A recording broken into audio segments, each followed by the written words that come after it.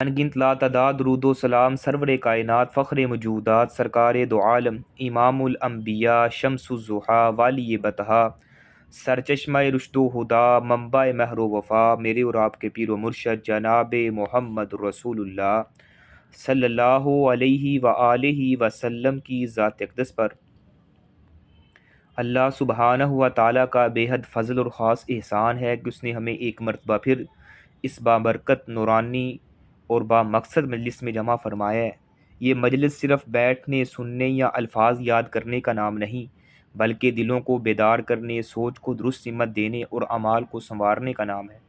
یہاں ہم دین کو صرف معلومات کے طور پر نہیں پڑھتے بلکہ ہدایت کے طور پر سیکھتے ہیں، تاکہ جو بات کانوں تک آئے وہ دل میں اترے، اور جو دل میں اترے وہ کردار میں ڈھل جائے۔ علم کی اصل قدر اسی وقت سامنے آتی ہے جب وہ عمل کی شکل اختیار کر لے، اور عمل کی خوبصورتی تب ہے جب وہ سنت کے مطابق ہو۔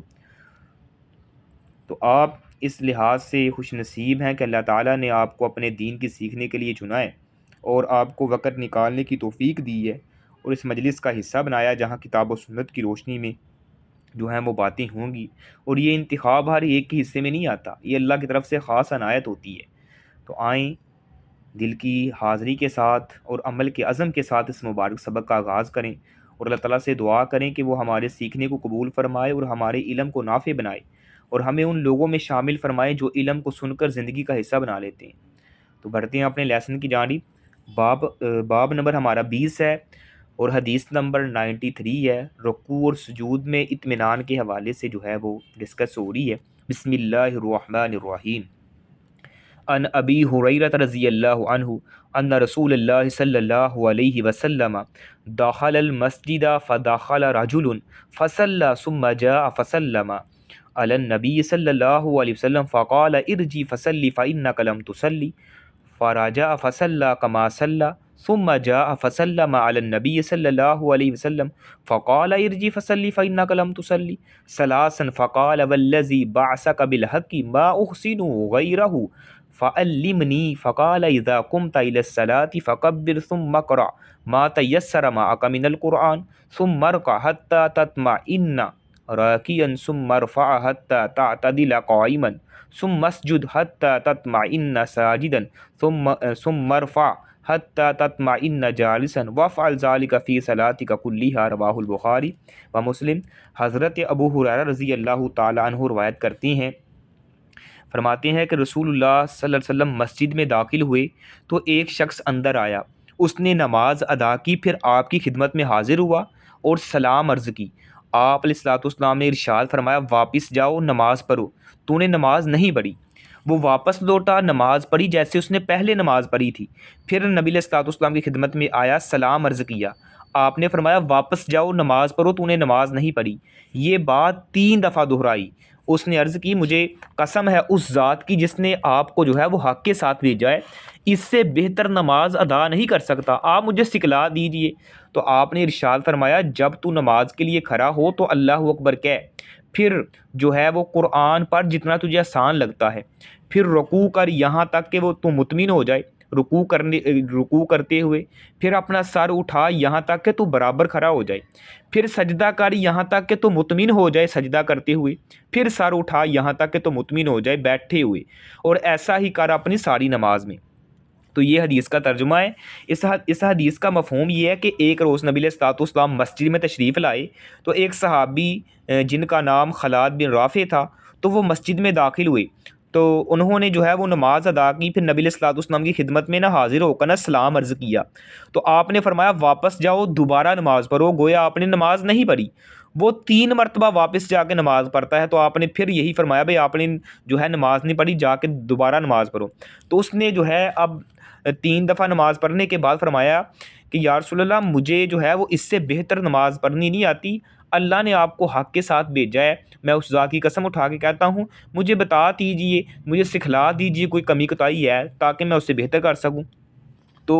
یعنی اس حدیث سے احکام یہ نکل رہے ہیں۔ تو آپ نے صلی اللہ نے اس سے پھر نماز پڑھنے کا طریقہ پورے کا پورا بتایا، یعنی بتلایا بھائی کیسے کھڑا ہونا ہے، اللہ اکبر کہہ کے پھر جو ہے قرات کرنی ہے، پھر رکوع کرنا ہے، یہ نہیں جلدی جلدی رکوع کر کے ایسے کھڑے ہو جانا ہے اور سیدھا کھڑا بھی نہ ہو جائے، نہیں ایسے نہیں کرنا، پورے اطمینان کے ساتھ رکوع کر، پورے اطمینان کے ساتھ سجدہ کر، پھر سجدے سے سر اٹھا پورے اطمینان کے ساتھ، یعنی تمام رکن کو پورے ادا کر اور جلدی نہ کر، بلکہ اپنی نماز کے اندر خشوع اور خضوع کو پیدا کر، اور تمام جو جتنے بھی افعال ہیں ان کو یعنی ٹھہر ٹھہر کے ادا کر۔ یہ نبی علیہ الصلوۃ والسلام نے ان کو یہ طریقہ بتایا۔ تو پہلی رکعت میں جو ہے یعنی اس حدیث سے حکام یہ نکل رہے ہیں کہ حدیث میں جو بیان کردہ افعال ارکان نماز کہلاتے ہیں تو ان کی ادائیگی جو ہے بہر صورت ضروری ہے، اور وہ یہ ہے کہ پہلی رکعت میں تکبیر تحریمہ، پھر ہر رکعت میں سورہ فاتحہ پڑھنا، پھر اعتدال کے ساتھ رکوع اور سجدہ کرنا، پھر رکوع اور سجدے سے سر اٹھانا، تمام افعال کو جو ہے پورے اطمینان سے ساری انجام دینا، یعنی اس طرح اس حدیث میں بیان ہوا ہے۔ تو تکبیر تحریمہ صرف پہلی رکعت میں کہی جاتی ہے، تو ارکان نماز کی ادائیگی میں ترتیب کو جو ہے ملحوظ خاطر رکھنا جو ہے وہ ضروری ہے۔ تو نماز کے ارکان کی ادائیگی میں رد و بدل کرنے والے کے لیے ضروری ہے کہ وہ اپنی نماز لوٹائے، یعنی کس قدر نبی علیہ الصلوۃ والسلام نے ان کو یعنی بتلایا ہے کہ نماز کو کیسے ادا کرنا ہے، ٹھہر ٹھہر کے ادا کرنا ہے۔ اگر جلدی میں نماز پڑھے گا تو آپ نے پتہ کیا 3 دفعہ فرمایا، بھئی آپ نے نماز نہیں پڑھی جا کے دوبارہ نماز پڑھو، یعنی جلدی میں جو انسان نماز پڑھتا ہے یعنی نماز کے اندر اس کا خشوع خضوع نہیں ہے، وہ ایسے ہی ہے جیسے کوا جو ہے وہ ٹھونگے مار ہے، تو اس کی نماز کو جو ہے وہ کوئی فائدہ نہیں ہے۔ نماز تبھی قبول ہوگی جب وہ سنت کے مطابق ہوگی اور پورے خشوع اور خضوع کے ساتھ و اطمینان کے ساتھ پڑھی جائے گی۔ باب نمبر 21 ہے، نماز میں قرات کا بیان ہے، حدیث نمبر 94 ہے، ان عبادۃ بن صامت رضی اللہ عنہ ان رسول اللہ صلی اللہ علیہ وسلم قال لا صلاۃ لمن لم یقرأ بفاتحۃ الکتاب، رواہ البخاری۔ حضرت عبادہ بن صامت رضی اللہ تعالیٰ عنہ سے روایت ہے کہ نبی علیہ الصلوۃ والسلام نے فرمایا جو شخص سورۃ فاتحہ نہیں پڑھتا اس کی نماز نہیں ہوتی، یعنی یہ حدیث کا ترجمہ ہے۔ تو حدیث کے اندر سے احکام کیا نکل رہے ہیں کہ نماز کی ہر رکعت میں سورہ فاتحہ پڑھنا واجب ہے، اور اس کے بغیر نماز نہیں ہوتی، یعنی نماز کی ہر رکعت میں سورہ فاتحہ لازمی پڑھنی ہے۔ اگر سورہ فاتحہ نہیں پڑھی جاتی تو اس کی نماز یعنی وہ رکعت جو ہے وہ شمار نہیں ہوتی۔ سورہ فاتحہ عمدن جان بوجھ کر یا جہالت کی بنیاد پر بھول کر چھوڑ دینا، لہٰذا اس کے چھوڑنے سے نماز باطل ہو جاتی ہے، تو کیونکہ سورہ فاتحہ جو ہے وہ نماز کا رکن ہے، تو جس کی رکعت میں سورۃ فاتحہ نہیں پڑھی جاتی وہ رکعت دوبارہ لٹانے کا حکم ہے۔ اسی طرح جو نماز میں سورہ فاتحہ نہیں پڑھتا اس کی نماز نہیں ہوتی۔ تو یہ ضروری ہے کہ نماز کو پڑھتے ہوئے ہر رکعت میں سورہ فاتحہ جو ہے وہ لازمی پڑھنی ہے۔ تو انشاءاللہ اذان کے بعد یہاں سے سٹارٹ کریں گے۔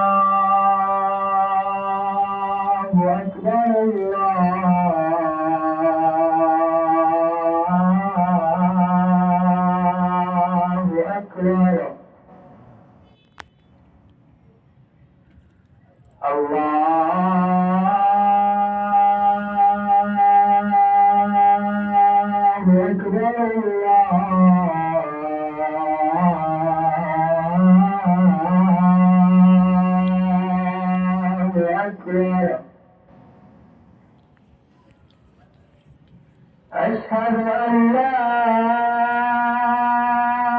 إله إلا الله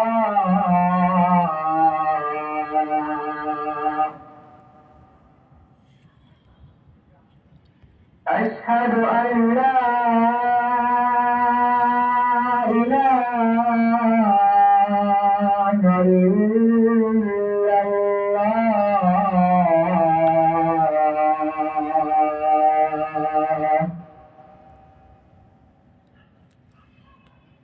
أشهد أن محمدا رسول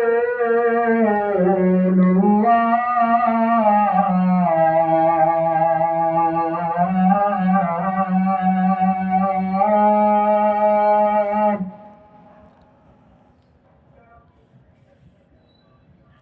أشهد أن محمدا رسول الله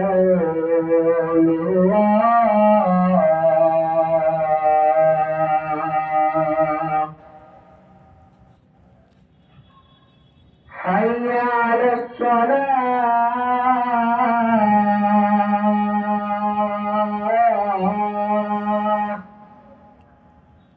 حي على الصلاة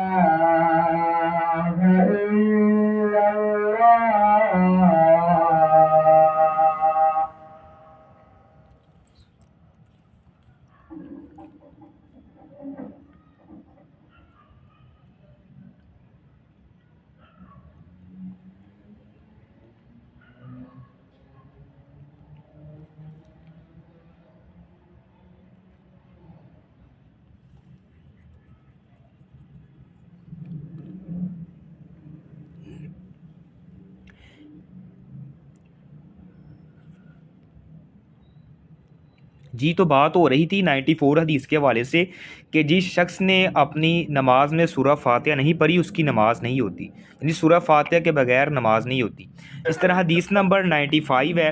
ان ابی قتادہ انصاری رضی اللہ عنہ قال کان رسول اللہ صلی اللہ علیہ وسلم یقرأ فی الرکعتین الاولیین من صلاۃ الظہر بفاتحۃ الکتاب وسورتین یطول فی الاولی ویقصر فی الثانیۃ یسمعنا الآیہ احیانا وکان یقرأ فی العصر بفاتحۃ الکتاب وسورتین یطول فی الاولی ویقصر فی الثانیہ وفی رکعتین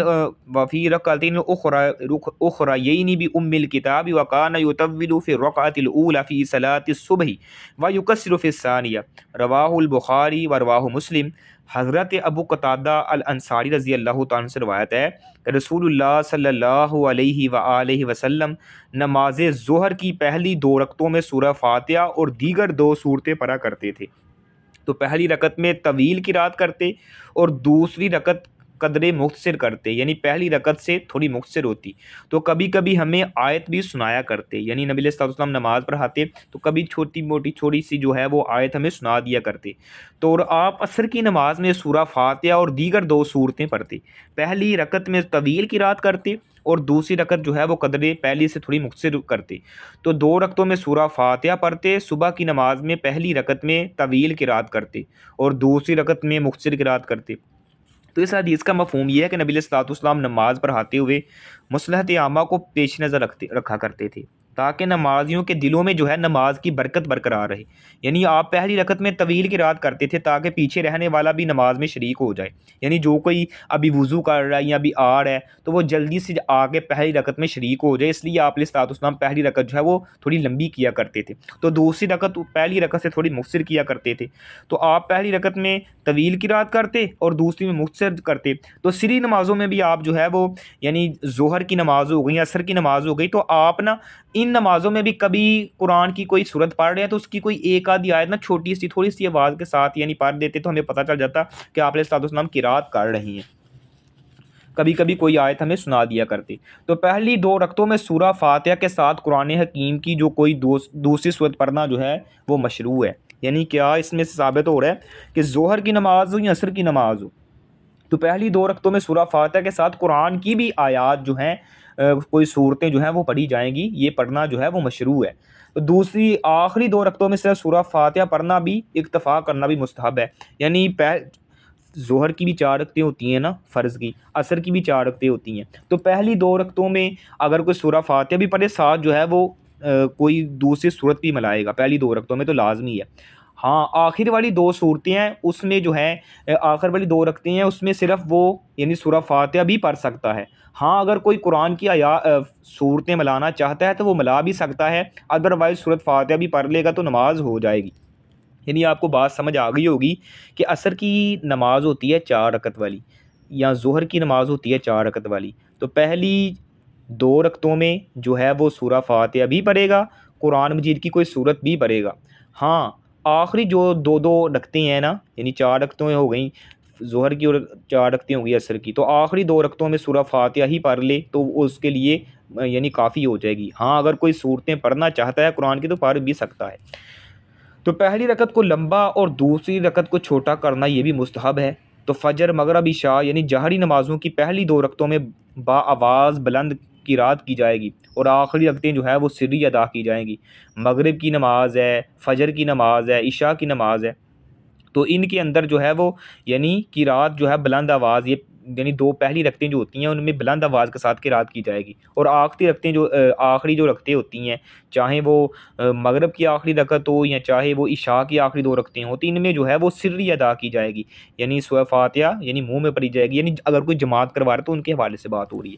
ہاں ظہر اور عصر کی قرات جو ہے وہ جہری نہیں ہے بلکہ سری ہے، یعنی وہ اونچی آواز سے نہیں، ظہر اور عصر کی نماز وہ انسان جو ہے وہ سری جو ہے وہ ادا کرے گا۔ تو سری نماز پڑھاتے ہوئے امام کبھی کبھار کوئی آیت بلند آواز سے پڑھ دے تو یہ مستحب عمل ہے، کیا جا سکتا ہے۔ تو نماز فجر کی پہلی رکعت کو طویل اور دوسری رکعت کو مختصر کرنا یہ بھی مستحب عمل ہے۔ حدیث نمبر 96 ہے، ان جبیر بن مطعم رضی اللہ عنہ قال سمعت النبی صلی اللہ علیہ وسلم یقرأ فی المغرب بالطور حضرت جبیر بن مطعم سے روایت ہے، فرمایا کہ نبی علیہ الصلوۃ والسلام کو نماز مغرب میں سورۃ طور جو ہے وہ پڑھتے ہوئے سنا۔ تو نبی کریم کی عادت مبارک تھی کہ آپ صبح کی نماز میں طویل قرات کیا کرتے تھے، یعنی فجر کی نماز میں لمبی قرات کرتے، یعنی لمبی صورتیں پڑھتے، تو مغرب کی نماز میں مختصر قرات کرتے تھے، لیکن کبھی کبھار آپ کسی مصلحت کے پیش نظر جو ہے وہ یعنی مغرب کی نماز کو بھی کبھی کبھار لمبا کر دیا کرتے تھے۔ تو اس حدیث سے معلوم ہو رہا ہے کہ آپ نے مغرب کی نماز میں سورۃ طور کی تلاوت کی، اور یہ قرآن کی جو ہے وہ ایک لمبی صورتوں میں سے اس کا شمار ہوتا ہے۔ تو مغرب کی نماز میں جو ہے وہ جہری قرات جو ہے وہ مشروع ہے، تو مغرب کی نماز میں طویل قرات کرنا بھی جائز ہے، ادروائز لیکن مغرب کی نماز میں مختصر صورتیں جو ہیں وہ ادا کی جاتی ہیں۔ حدیث نمبر 97 ہے، ان براء ابن عازب رضی اللہ عنہما ان النبی صلی اللہ علیہ وسلم كان فی سفر فصلى العشاء الآخرة فقرأ في إحدى الركعتين بالتين والزيتون فما سمعت أحد أحسن صوتا أو قراءة منه صلی اللہ علیہ وسلم۔ حضرت براء بن عازب سے روایت ہے، نبی علیہ الصلوۃ والسلام ایک سفر میں تھے، آپ نے عشاء کی نماز پڑھائی، دونوں میں سے کسی ایک رکعت میں سورۃ التین و زیتون پڑھی، تو میں نے آپ سے زیادہ کسی کو بہتر آواز اور عمدہ قرات کرتے ہوئے نہیں سنا۔ یعنی اس حدیث کا مفہوم یہ ہے کہ سورۃ تین چھوٹی صورتوں میں سے ہے جو عموماً مغرب کی نماز میں پڑھی جاتی ہے، لیکن نبی علیہ الصلوۃ والسلام نے ایک سفر کے دوران نماز پڑھاتے ہوئے عشاء کی نماز میں سورۃ تین کی جو ہے وہ تلاوت کی، جس سے معلوم ہوتا ہے کہ دوران سفر میں جو ہے نماز میں تخفیف کرنا یعنی چھوٹی ادا کرنا مستحب عمل ہے۔ تو عشاء کی نماز میں چھوٹی صورت بھی پڑھنا جائز ہے۔ تو سفر کے دوران مسافروں کی روایت کرتے ہوئے امام کے لیے بہتر طریقہ یہ ہے کہ نماز ہلکی پڑھائے، تو نماز پڑھاتے ہوئے حسن سود یعنی اچھی آواز کا جو ہے اظہار کرنا یہ بھی مستحب عمل ہے، اس سے نمازیوں کے دل میں نماز کی رغبت اور شوق پیدا ہوتا ہے، یعنی اچھی آواز سے کوئی قرات کرے۔ حدیث نمبر 98 ہے، عن عائشہ رضی اللہ عنہا ان رسول اللہ صلی اللہ علیہ وسلم بعث رجلا علی سریۃ فکان یقرأ لاصحابہ فی صلاتہم فیختموا بقل هو اللہ احد فلما رجعوا ذکروا ذلک لرسول اللہ صلی اللہ علیہ وسلم فقال صلوه لأی شیء یصنع ذلک فاسألوه فقال لأنها صفة الرحمن عز وجل فأنا أحب أن أقرأ بها فقال رسول الله صلى الله عليه وسلم أخبروه أن الله تعالى يحبه۔ حضرت عائشہ رضی اللہ تعالیٰ عنہ سے روایت ہے کہ نبی علیہ الصلوۃ والسلام نے ایک شخص کو لشکر کا قائد بنا کر بھیجا، تو وہ اپنے ساتھیوں کو نماز پڑھاتا تھا اور ہر رکعت میں قل هو اللہ احد پر ختم کرتا، یعنی کوئی اور صورت بھی پڑھتا، ساتھ جب اینڈ کرنا ہوتا تو ساتھ قل هو اللہ احد بھی شامل کرتا۔ تو جب وہ واپس لوٹے تو انہوں نے اس کا تذکرہ نبی علیہ الصلوۃ والسلام کے سامنے کیا، تو آپ نے فرمایا بھائی اس سے پوچھو کہ یہ ایسا کیوں کرتا ہے۔ یہ ہماری سسٹر ہیں، سسٹر نصید الاضحیٰ، سسٹر نصید الاضحیٰ، ان سے گزارش ہے اپنے مائک کو میوٹ پہ لگائیں۔ تو نبی علیہ الصلوۃ والسلام نے بھائی ارشاد فرمایا بھائی اس سے پوچھو یہ ایسا کیوں کرتا ہے، تو جب وہ واپس لوٹے تو انہوں نے یعنی اس بات تو آپ نے فرمایا اس سے پوچھو یہ ایسا کیوں کرتا ہے، تو انہوں نے اس سے پوچھا بھائی آپ جو ہے ایسے کیوں کرتے ہو، ہر رکعت میں سورت یعنی اخلاص ہی کیوں پڑھتے ہو، تو انہوں نے فرمایا کہ اس میں جو ہے اللہ سبحانہ وتعالیٰ کی شان بیان ہوئی ہے، یعنی اللہ کی صفات کا تذکرہ ہو رہا ہے اور میں پسند کرتا ہوں کہ میں اسے پڑھوں۔ تو نبی علیہ الصلوۃ والسلام نے ارشاد فرمایا اس سے بتاؤ کہ اللہ بھی یعنی اس سے محبت کرتا ہے۔ حدیث کا مفہوم یہ ہے کہ نبی کریم نے جب کبھی کسی لشکر کا بھیجتے تو ان کا ایک امیر مقرر کیا کرتے تھے، تو جو لشکر کا امام بھی وہی ہوتا تھا جو امیر ہوتا تھا، تو آپ نے ایک یعنی صحابی کو امیر لشکر مقرر کیا، تو جب وہ لشکر کو نماز پڑھاتا تھا تو ہر جہری نماز کی ہر دوسری رکعت کے آخر میں جو ہے وہ قل هو اللہ احد پڑھتا۔ تو جب یہ لشکر مدینہ منورہ واپس آیا تو لشکر میں ایک جو ہے افراد نے نبی علیہ الصلوۃ والسلام کی خدمت میں اس بات کا تذکرہ کیا کہ آپ نے فرمایا اس سے پوچھو کہ یہ اس طرح کیوں کرتا ہے۔ جب اس سے دریافت کیا گیا تو اس نے کہا کہ سورۃ اخلاص اللہ سبحانہ وتعالیٰ کی تعریف پر مشتمل ہے، تو اس لیے میں اس کا پڑھنا مجھے بہت پسند ہے۔ تو یہ اس بات سن کر نبی علیہ الصلوۃ والسلام نے ارشاد فرمایا اسے یہ بات بتا دے کہ اللہ تعالیٰ اس سے محبت کرتا ہے، یعنی آپ سورۃ فاتحہ سے محبت کر یعنی سورۃ اخلاص سے محبت کرتے تھے، ہر رکعت میں اس کا جو ہے اینڈ اختتام جو ہے وہ سورہ اخلاص کے ساتھ کیا کرتے تھے، تو اس وجہ سے اللہ بھی آپ سے محبت کرتا ہے۔ تو یہ بات سن کر نبی علیہ الصلوۃ والسلام نے اس کو اپریشیٹ کی ہے۔ تو سورۃ اخلاص کی فضیلت کا یہ اس میں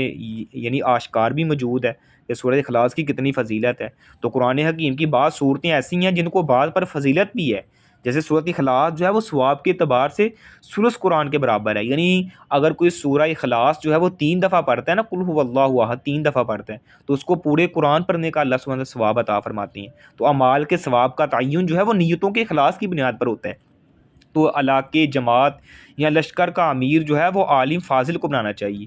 یعنی جو بندہ اہل علم ہے اس کو بنانا چاہیے۔ تو علاقے، جماعت یا لشکر کا جو امیر ہے وہ اہل علم والا ہونا چاہیے، جو اللہ تعالیٰ سے محبت کرتا ہے اور اللہ تعالیٰ اس سے محبت کرتا ہے۔ تو سربراہ کو کسی امیر کے طرز عمل کے بارے میں اصلاح و احوال کی غرض سے اطلاع دینا یہ چگلی تصور نہیں ہوگی، یعنی اس کی کوئی ایسی آپ بات دیکھتی ہیں جس کے بارے میں آپ کو علم نہیں ہے تو اس حوالے سے آپ ڈسکس کر سکتے ہیں۔ حدیث نمبر 99 ہے، ان جابر رضی اللہ عنہ ان رسول اللہ صلی اللہ علیہ وسلم قال لمعاذ فلولا صلیت بسبح اسم ربک الاعلی والشمس وضحاها واللیل اذا یغشا فانہ یصلی وراءک الکبیر والضعیف وذو الحاجہ، متفق علیہ۔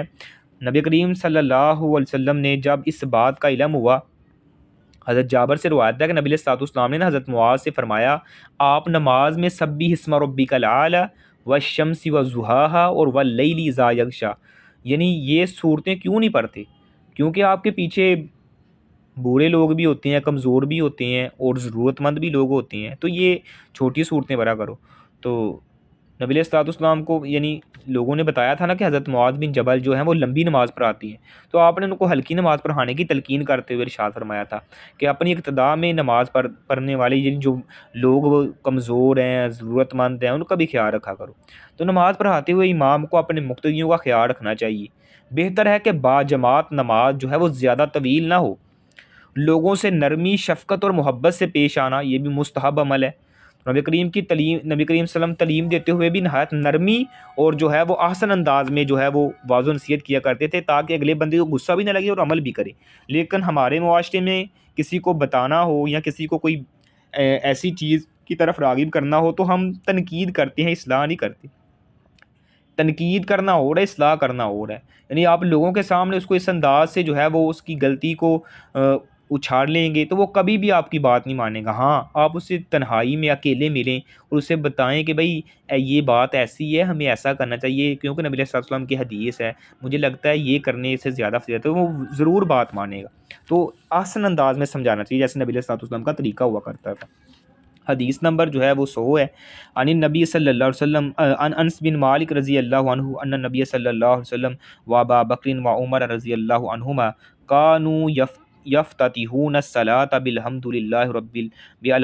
رب العالمین وفی روایت صلیت مع ابی بکر و عمر و عثمان فلم اسمع احد منهم یقرأ بسم اللہ الرحمن الرحیم ولمسلم صلیت خلف النبی صلی اللہ علیہ وسلم و ابی بکر و عمر و عثمان رضی اللہ عنہم فکانوا یستفتحون الصلاة بالحمد للہ رب العالمین لا یذکرون بسم اللہ الرحمن الرحیم فی اول قراءۃ ولا فی آخرہ۔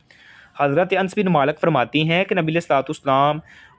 ابو بکر اور حضرت عمر نماز کا یعنی آغاز جو ہے وہ الحمدللہ رب العالمین سے کیا کرتے تھے۔ تو ایک روایت میں آیا ہے کہ میں نے ابو بکر صدیق رضی اللہ تعالیٰ عنہ سے، حضرت عمر فاروق رضی اللہ تعالیٰ عنہ اور حضرت عثمان غنی کے ساتھ جو ہے وہ نماز پڑھی، تو میں نے ان میں سے کسی ایک کو بھی بسم اللہ الرحمن الرحیم پڑھتے ہوئے نہیں سنا۔ تو مسلم کی روایت میں ہے کہ میں نے نبی علیہ السلام، حضرت ابو بکر، حضرت عمر، حضرت عثمان کے پیچھے نماز پڑھی، وہ نماز کی ابتدا جو ہے وہ الحمدللہ رب العالمین سے کیا کرتے تھے، وہ بسم اللہ الرحمن الرحیم کا ذکر نہیں کرتے تھے تو قرات کے شروع میں اور نہ ہی آخر میں، یعنی یہ حدیث کا ترجمہ ہے۔ یعنی حضرت انس بن مالک نبی کریم صلی اللہ علیہ وسلم، حضرت ابوبکر، حضرت عثمان کے ساتھ جو ہے وہ طویل مدت رہنے کا ان کو موقع ملا ہے، تو آپ نے انہیں کبھی ظاہری آواز میں بسم اللہ الرحمن الرحیم سے آغاز کا یعنی نماز کا آغاز کرتے ہوئے نہیں دیکھا یا نہیں سنا۔ تو یعنی اس حدیث سے حکم یہ نکلا کہ نماز کے آغاز میں بسم اللہ اور اعوذ باللہ پڑھنا یہ جو ہے مشروع ہے، یعنی جائز ہے۔ تو جہری نماز میں یہ دونوں جو ہیں وہ خاموشی سے کہی جائیں گی، یعنی اگر یہ امام کے لیے بات ہو رہی ہے کہ اگر کوئی امام جو ہے وہ قرات نماز پڑھاتا ہے تو وہ یعنی اللہ اکبر کہہ کے تمہید بیان کرنے کے بعد سبحانک اللہم و بحمدک کا یہ پڑھنے کے بعد جو ہے وہ جب قرات کرنے لگتا ہے تو بسم اللہ الرحمن الرحیم وہ یعنی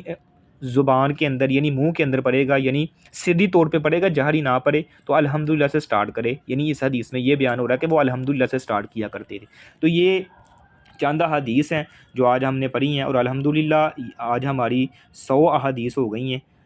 باقی انشاءاللہ 310 احادیث رہ گئی ہیں۔ تو اگر دیکھا جائے آج کی ان احادیث کا یہ واضح یعنی پیغام دے رہی ہیں، اس کا خلاصہ نچوڑ یہ نکل رہا ہے کہ نماز صرف حرکات کا نام نہیں ہے بلکہ شعور، درستگی اور اتباع سنت کا مجموعہ ہے۔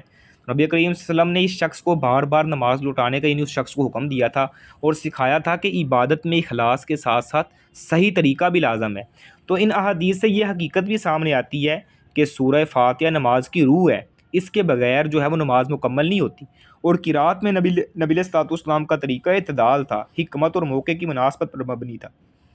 یعنی کہیں طویل صورتیں پڑھتے، کہیں جو ہے وہ مختصر کرتے تاکہ دل بھی حاضر رہے اور جسم بھی مشقت میں نہ پڑے۔ تو اس طرح ہمیں یہ سبق بھی ملا کہ نماز میں جو ہے وہ دوسروں کا خیال رکھنا بھی عبادت ہے۔ امام کا منصب صرف آگے کھڑے ہونے کا نہیں ہے بلکہ کمزور، بیمار اور ضرورت مند جو نمازی ہیں ان کی رعایت کا نام ہے۔ دین سختی نہیں ہے، سہولت اور رحمت سکھاتا ہے۔ اور سورہ اخلاص سے محبت کرنے والا صحابی کا واقعہ ہمیں یاد دلاتا ہے کہ جو اللہ کی صفات سے محبت کرتا ہے نا، اللہ اس سے محبت فرماتا ہے۔ تو یہی دین کی اصل روح ہے۔